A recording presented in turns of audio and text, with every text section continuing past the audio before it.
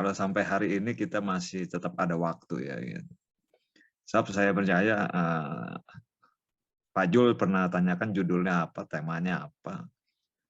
Yang saya tekan, saudara, bahwa hidup ini bukan permainan, saudara. Sebab ketika Tuhan menciptakan kita, dia pasti punya rencana, saudara. Tuhan tidak pernah bermain-main dengan hidup ini. Dan ketika dia menciptakan juga, kita juga nggak ngerti kan, saudara, mau lahir di mana, bentuknya seperti apa, mau jadi apa, kita nggak tahu, saudara. Makanya sebenarnya kalau kita perhatikan benar-benar ya di dunia ini cuma ada dua, saudara. Kalau nggak Tuhan, ya pasti lawannya lah. Tinggal kita manusia, semua sama. Tinggal kita ambil keputusan aja apa yang harus dilakukan. Saya juga diingatkan Tuhan, kalau sampai hari ini masih ada. Pak Jul tahu, mungkin ada beberapa saudara mungkin yang tahu, apa yang kita alami. Dan justru diminta merenung, saudara. Kalau sampai hari ini, kita masih ada, artinya apa, saudara? Sejak kita lahir, kalau direnungkan, tapi ternyata bisa kita lewatin. Jadi, saya percaya, selama masih ada waktu, berarti Tuhan masih punya rencana untuk digenapi, saudara. Sebab satu saat, kalau saya renungkan kehidupan saya juga, saudara, dulu ada mami, ada papi, ada saudara-saudara. Ada orang-orang yang saya kenal. Tapi ternyata sebagian udah nggak ada, saudara. Sudah mendahului. Dan kita pun akan nyusul, kan, saudara? Nah, cuman yang harus direnungkan adalah jangan sampai waktu terbuang sia-sia. Gitu. Jangan sampai ada waktu yang berlalu dengan sia-sia. Sebab waktu ini nanti akan diminta pertanggungjawabannya, saudara. Saya juga diingatkan Tuhan, setiap perkataan dan setiap perbuatan itu pasti tercatat. Dan semuanya pasti diminta pertanggungjawabannya. Memang tadi Pak Jul juga sudah sampaikan, karena latar belakangnya memang ya teknik ya, saudara. Jadi pernah kerjalah di bagian teknik gitu ya. Kemudian juga sekolah Alkitab, ya disebut jadi, karena di GBI, saudara, ada apa yang namanya, ada levelnya, ada PDP, PDM gitu, saudara, pendeta. Tapi kalau yang saya tangkap ya, dari pengertian-pengertian yang Tuhan peringatkan, itu hanyalah status, saudara. Sebab semua ini pasti berharga di mata Tuhan. Tidak ada urusannya bentuk kita, siapa kita. Itu sebetulnya, saudara, kalau kita lihat ya, firman Tuhan itu selalu yang kita dengar, itu pasti digenapi, saudara. Cuman memang dari apa yang saya analisa, saudara, tadi Pak Jul juga banyak dengan timnya kali ini grupnya Pak Jul semua ya, Pak Jul ya. Iya, betul. Jadi yang kita selalu bicara satu ibadah, ya, satu ibadah. Yang selalu penekanannya ke Israel ya gitu ya. Makanya waktu adik saya Christine itu Pak Jul katanya ngundang untuk sampaikan apa yang Tuhan kasih lah, bagi-bagi gitu ya. Penekanannya jadi bukan bicara tentang Israel. Kalau saya sekali lagi saya ini, yang saya perhatikan justru dunia, saudara. Kalau kita perhatikan memang sekarang ya, saudara, keadaan tuh kan udah berubah. Sebenarnya saya banyak ada tulisan-tulisan saya. Emang ada buku-buku saya dulu, saudara. Tapi ini belakangan ini saya kirimkan tulisan-tulisan saya yang Tuhan kirimkan. Itu biasanya Tuhan kiriminnya malam, saudara. Nggak tahu bagaimana dah. Sekitar bangsa jam 2, setengah 2 gitu. Tuh kayak orang bangun, saudara. Kayak sakit lah apanya gitu. Macam-macam, saudara. So kalau nggak digituin nggak bangun, saudara. Gitu. Begitu sakit gitu bangun. Nah setelah saya bangun saya udah tahu dah. Saya udah nggak mikirin penyakitnya, saudara. Gue bangun aja duduk gitu loh. Diam-diam aja gitu. Nah nanti Tuhan bicara tuh. Biasanya sekitar 1 jam, 1,5 jam. Nah kemudian ketika malam itu pasti saya nulis tuh. Nah saya suka bagi, maaf ya, bukan ke Pak Jul. Emang nggak pernah saya kirim, tapi saya kirim ke keluarga saya, adik-adik itu, tulisan-tulisan saya itu, saudara, yang Tuhan ingatkan. Gitu.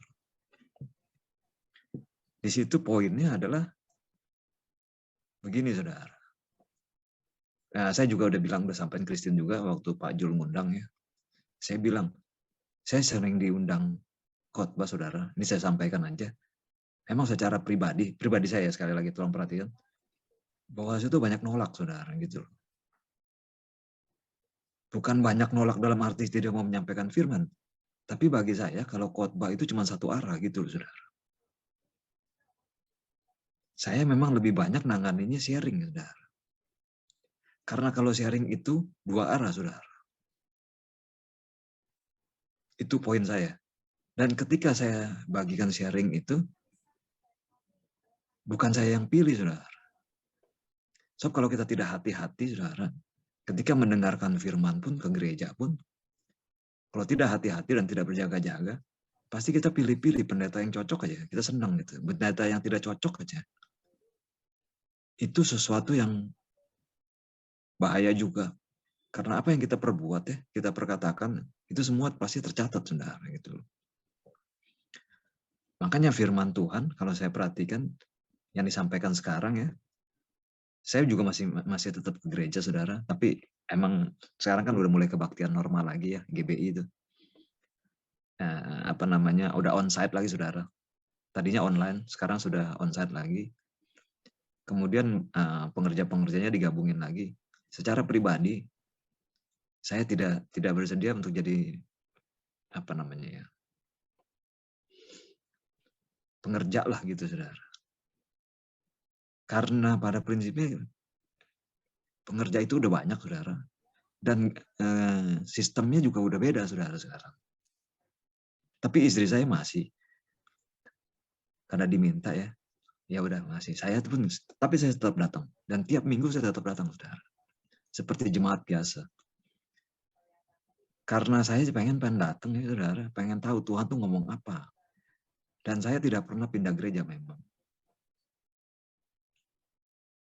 Sebab kalau saya udah pindah-pindah gereja ya, berarti saya udah pilih-pilih tempat, pilih-pilih orang, saudara. Pilih-pilih apa namanya ya, pemimpinnya lah gitu, gembalanya. Dulu pernah lakukan itu. Sebagai manusia, kita harus menyadari bahwa kita ini manusia. Pasti punya kelemahan. Makanya kalau manusia sampai tidak takut ya, itu bukan manusia, saudara. Manusia pasti takut, pasti, saudara, pasti. Cuman yang jadi masalah, jangan sampai timbul ketakutan. Nah, ini yang bisa bermasalah, saudara. Sebab semuanya pasti terjadi. Makanya penekanan dari yang saya sampaikan bahwa hidup ini bukan permainan, bagi saya, yang saya mau sharing aja, sekali lagi sudah sharing, hidup ini adalah proses, saudara. Seperti kalau kita sekolah, kita semua pasti udah ngalamin sekolah. Kalau kita mau naik kelas, kita kan mesti ulangan umum kan, atau ujian kan. Nggak bisa otomatis naik begitu aja kan. Nah, begitu kita ngalamin itu, kalau sampai gagal, kan ngulang lagi gitu loh. Nah, kalau diulang terus, lah kapan naiknya, saudara, gitu loh. Kan umur jalan terus. Dan ketika kita naik kelas, semakin tinggi, pasti kan semakin berat ya. Kita semua yang udah ngalamin sekolah pasti mestinya ngerti hal ini, saudara.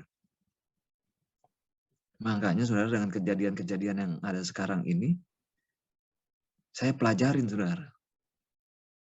Dengan situasi yang terjadi sekarang ini sebenarnya mau arah kemana gitu loh.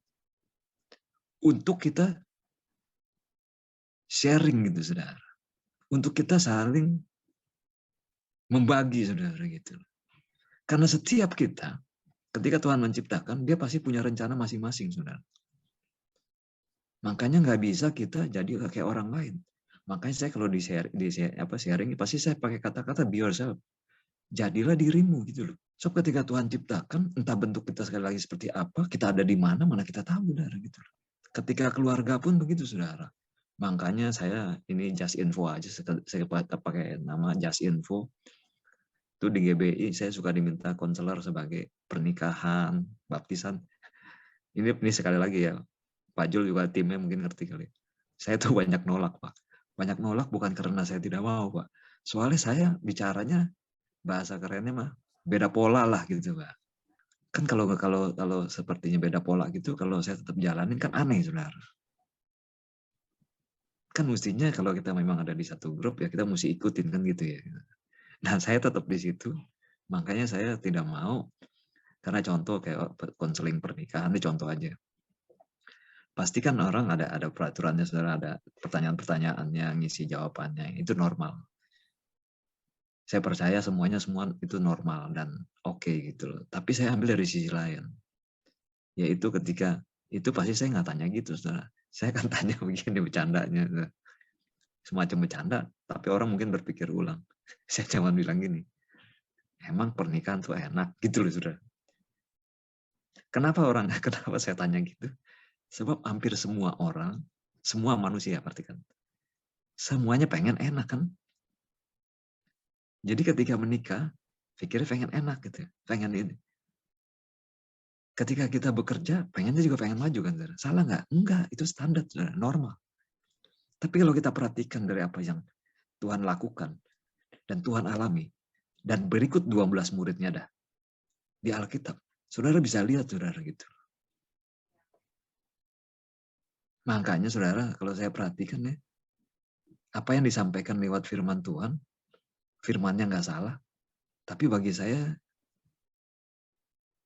bahasa tegasnya gini, Saudara, udah agak lewat, udah kuno. Kenapa, Saudara? Karena zamannya udah beda gitu. Kita kan pengennya biasanya kalau ke gereja pasti pengen berhasil. Setelah pengen ke gereja pasti pengen diberkati, Saudara. Salah nggak? Enggak. Memang di firman Tuhan juga bilang sih, memang di Ibrani, jangan menghakimi. Karena menghakimi itu haknya Tuhan. Saya ambil contoh misalnya nih. Saya ambil contoh aja Pak, sorry Pak Yakub, Pak Jul ya. Ketika saya bilang Pak Jul salah, yang salah pasti saya, Saudara. Karena saya bilang, kenapa saya ngaku diri saya salah? Karena pasti saya mengukur Pak Jul ini pakai pikiran saya, Saudara. Padahal yang tahu benar atau salah cuma Tuhan. Gitu. Nah, dari sini kita belajar bahwa be yourself, jadilah dirimu, ya lakukanlah apa yang Tuhan kehendaki gitu. Makanya Saudara kalau saya perhatiin nih, ayat-ayat yang dikupas Saudara, yang saya perhatiin itu, belum sampai tahap ayat-ayat yang sepertinya di zaman, saya sebut ini masuk zaman akhir, bukan akhir zaman, Saudara, zaman akhir. Itu adalah ayat-ayat yang cukup tegas dan keras yang harus diperingatkan gitu, Saudara. Sama ketika kita sharing malam hari ini, yang saya bagikan otomatis contoh ayat pasti yang ya disebut tajam keras, Saudara, gini. Perkataan gini misalnya, Saudara. Ini salah satu contoh aja. Bersukacitalah senantiasa gitu. Kata-katanya begitu ya, Saudara, ya. Dari 1 Tesalonika itu. Kalau kata-kata bersukacita, Saudara, kira-kira apa tuh, Saudara? Coba kita pakai bahasa Indonesia kan kita renungin gitu. Terus kata-katanya namanya senantiasa gitu. Nah, itu kalau direnungin, Saudara, kalau dibicarain gampang. Yang susah kan jalanin ya. Terutama dengan situasi sekarang yang terjadi, Saudara. Kita percaya pasti bahwa Tuhan pasti menggenapi firman-Nya. Tapi juga kita perlu perhatikan pelajaran-pelajaran yang disampaikan, Saudara. Makanya tentang hidup ini bukan permainan, yang saya bagi, Pak Jul mungkin udah bagi, yang Efesus 4 itu kan intinya, Saudara, poinnya adalah, kalau saya bacakan ayatnya begini, Saudara. Efesus 4 ya, ayat 14. Firman-Nya begini. Jangan kita sehingga kita bukan lagi anak-anak, Saudara, yang diombang-ambingkan oleh rupa-rupa angin pengajaran, Saudara. Rupa-rupa, bukan salah ya, hati-hati. rupa-rupa oleh permainan.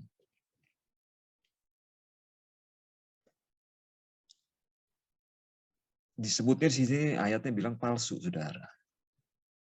Tapi ini firman Tuhan, berarti ini Tuhan yang bicara, bukan manusia. Permainan palsu, jadi yang menilai Tuhan. Kita nggak tahu, saudara, mana palsu, mana bukan. Tapi make sure bahwa ini emang kata Tuhan gitu aja. Manusia, permainan manusia dalam kelicikan. Kalau sudah perhatikan dengan baik, memang, saudara, tekniknya iblis itu bukannya jahat, saudara. Sebab kalau dia jahat, ya nggak ada yang mau ikut, saudara. Gitu. Ketika pertama kali dia menipu lewat Hawa, dia pakai dengan kelicikannya, saudara. Gitu. Jadi dari situ kelihatan bahwa tekniknya iblis yang tingkat tinggi, saudara, itu adalah menipu. Nah, kita ini anak-anak Tuhan sejati ya. Makanya sebenarnya hidup dalam dunia ini cuma butuh, dari yang saya, ini sharing saya, cuma dua, saudara. Yang pertama, hikmat. Hikmat itu untuk ngerti, menghadapi semuanya. Jadi bukan masalahnya yang terjadi, tapi minta hikmat, Tuhan ini mau apa nih? Dan apa yang harus kami lakukan? Yang kedua, kekuatan. Supaya kita bisa melewatinya, saudara. Ketika tadi saya bilang tentang kita naik kelas, saudara, makin tinggi pasti makin berat. Memang masuk surga itu dari yang kita pelajari, saudara, 12 murid Tuhan, waktu jadi Saulus saja tuh luar biasa begitu. Tapi begitu jadi Paulus bisa sampai begitu, saudara. Gitu. Dan yang lain-lain juga ngalami begitu, saudara. Jadi poinnya bagaimana nih kita mengerti akan apa yang terjadi sekarang ini. Gitu. Supaya waktu yang kita lalui ini tidak sia-sia. Dan kalau kita masih ada sampai saat ini, itu artinya masih ada waktu, saudara.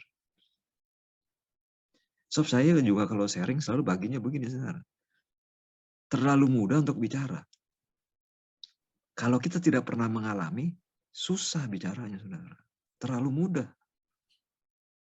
Tapi kalau kita udah ngalamin, tidak usah bicara pun kelihatan, saudara. Sebab saya juga suka bicara gini. Kalau kita angkat tangan, Tuhan baru turun tangan, saudara. Artinya apa kita angkat tangan? Artinya udah nyerah, udah gak bisa ngapa-ngapain.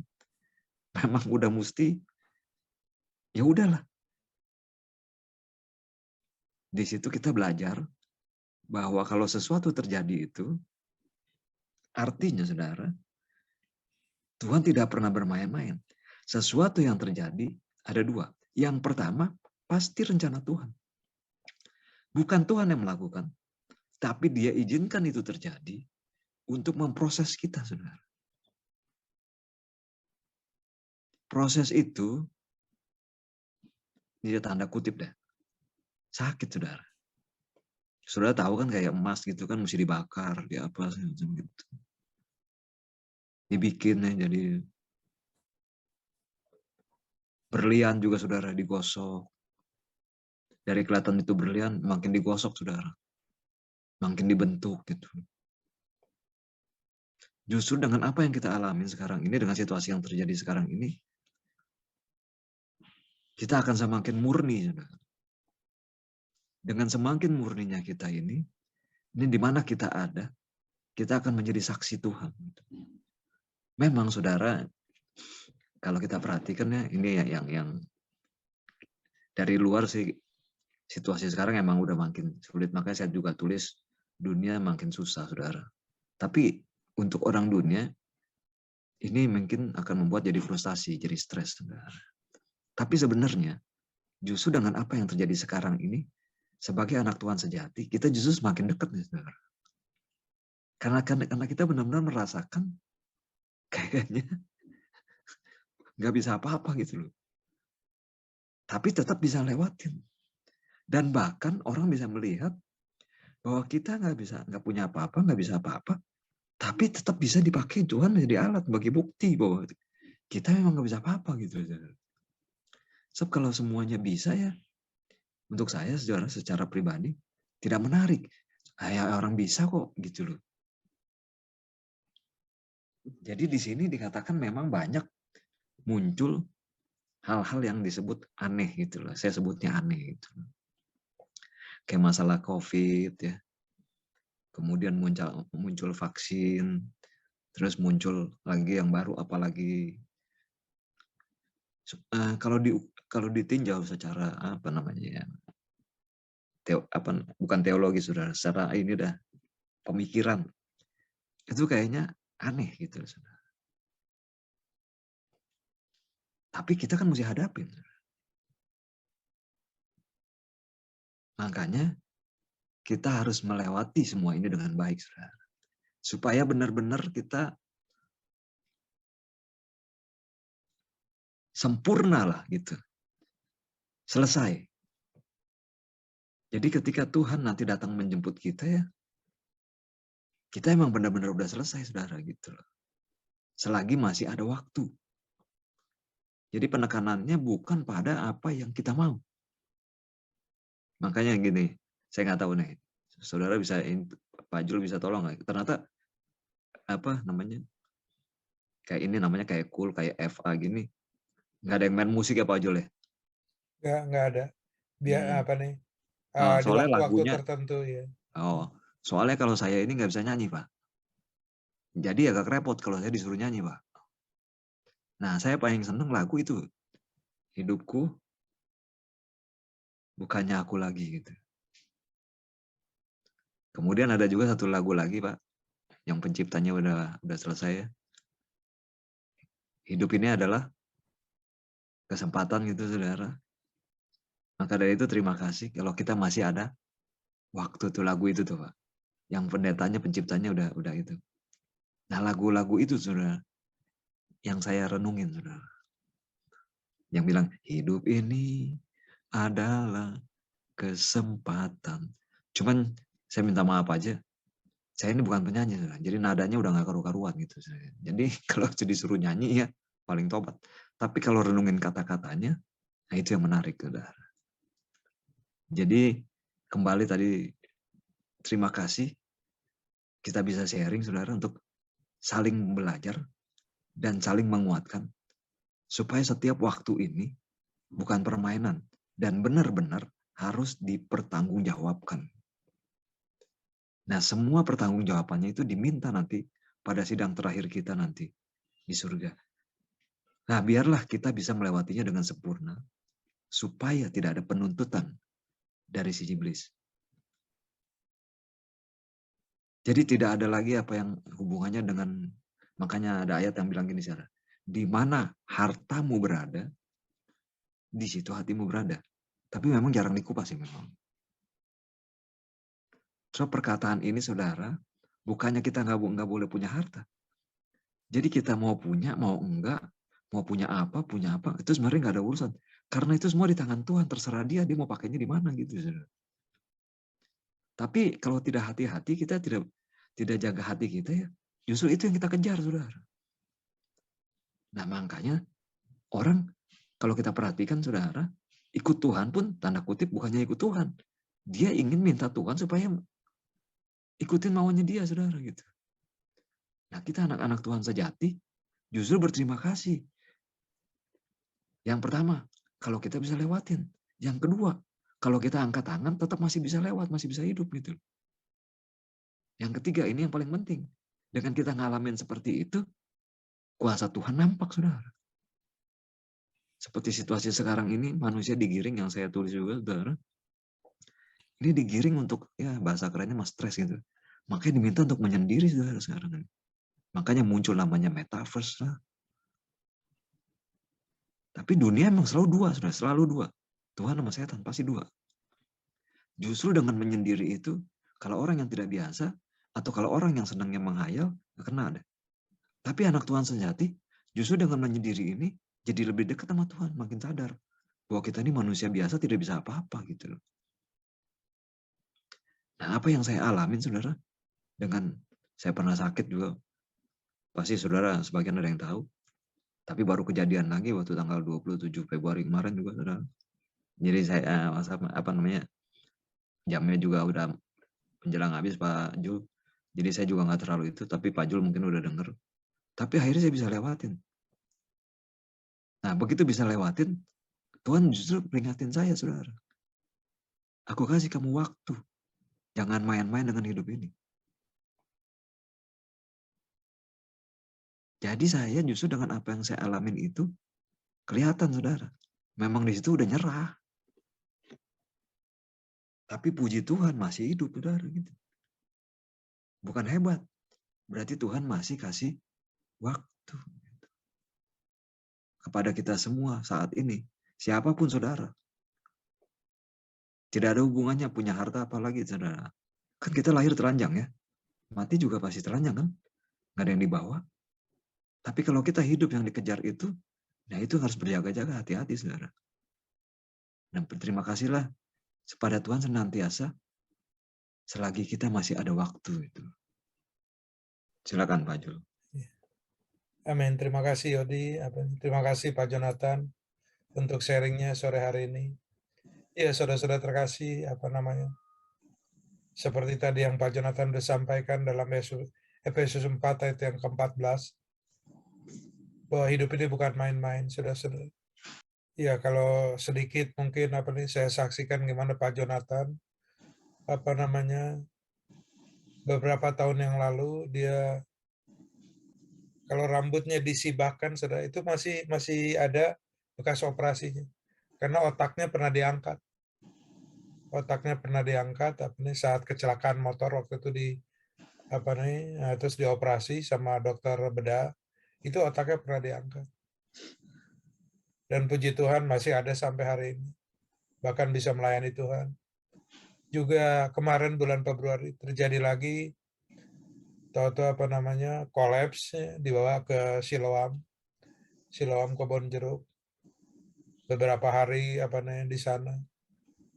Nggak ketahuan kenapa, tapi tetap Pak Jonathan minta pulang aja. Dia nggak mau lama-lama di Siloam. Akhirnya ada beberapa analisa dari dokter, ada yang bilang epilepsi, ada yang bilang ini, ada yang bilang itu.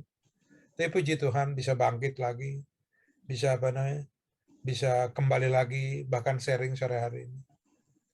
Sekali lagi terima kasih Pak Jonathan untuk waktunya, Amin. Untuk sharing untuk kita. Nggak terasa kita sudah melayani Tuhan. Karena kasih karunia ada saya nggak sebutkan satu-satu Saya pribadi jujur aja, saya kadang nggak sanggup, kadang saya nggak mampu, kadang saya merasa nggak layak juga untuk melayani saudara-saudara.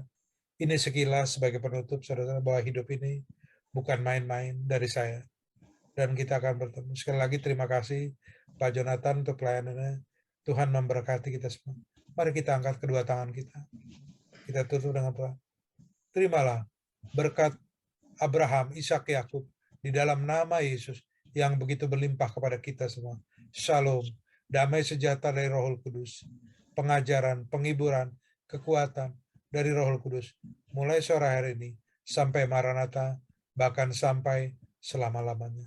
Yang percaya bahwa kita diberkati untuk menjadi berkat, kita katakan amin. Amin.